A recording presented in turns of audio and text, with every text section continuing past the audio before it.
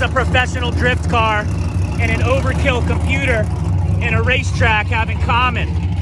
Absolutely nothing. Absolutely nothing at all, but we're drifting around it just for fun. So check this out. We have Mike out here in the center of the track. He's gonna be getting some great shots. Here they go. They're the Warrior drones. Here they go.